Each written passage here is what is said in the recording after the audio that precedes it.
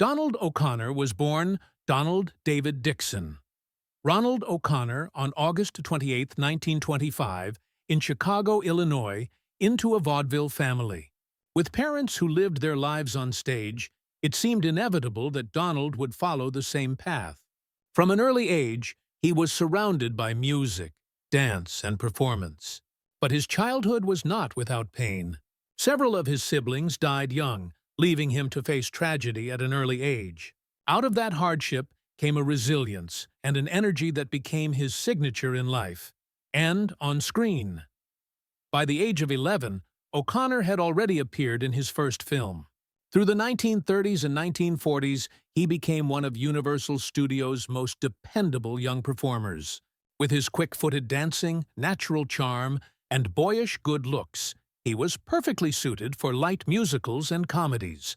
Whether acting alongside Bing Crosby, Gloria Jean, or Peggy Ryan, Donald captured audiences with a mix of warmth and liveliness that set him apart. His career transitioned seamlessly from child star to leading man, a feat few actors could achieve.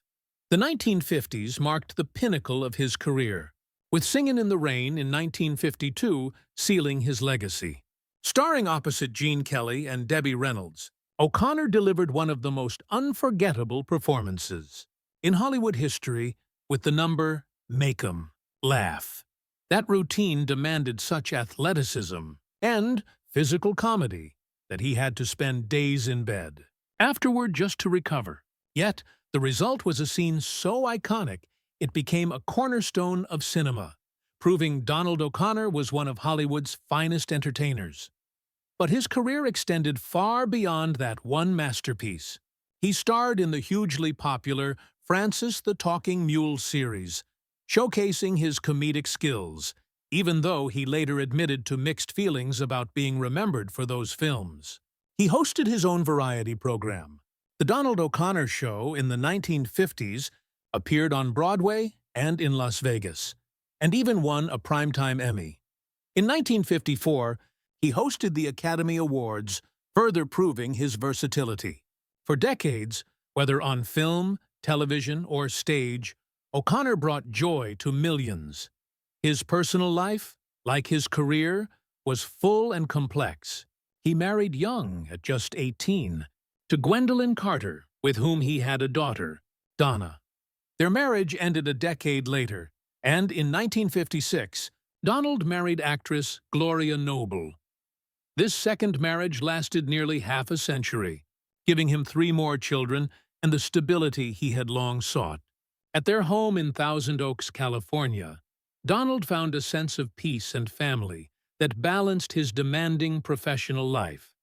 When reflecting on his career, one name O'Connor always spoke of with deep affection was Debbie Reynolds. Having worked with her during Singin' in the Rain, he often praised her grit and determination. She was new to musicals at the time, with no formal dance training, yet she trained endlessly to match both Gene Kelly and O'Connor step for step. She worked herself to exhaustion, he recalled. I respected her so much for that. Beyond her work ethic, O'Connor remembered her as delightful, funny, and charming, someone who could brighten any room she entered. He described her as not just a colleague, but as family, a bond forged by the shared struggles and triumphs of show business. Even late in life, he called her one of a kind, insisting there would never be another Debbie Reynolds. As time passed, O'Connor faced serious health challenges. In 1990, he underwent quadruple bypass surgery, a stark reminder of the toll decades of high-energy performances had taken on his body. In 1999, he nearly died from pneumonia, battling through with the same determination that had defined his career. These struggles revealed a more vulnerable side of a man audiences had always seen as tireless and unstoppable. Donald O'Connor passed away on September 27, 2003, at the age of 78, from heart failure. He spent his final days at the Motion Picture and Television Country House and Hospital in Woodland Hills, California, a fitting place for a man who had given his entire life to the entertainment industry. His death marked the end of an era, but his legacy endures through dazzling performances, comedic genius, and heartfelt reflections about colleagues like Debbie Reynolds. Donald O'Connor left behind more than just movies.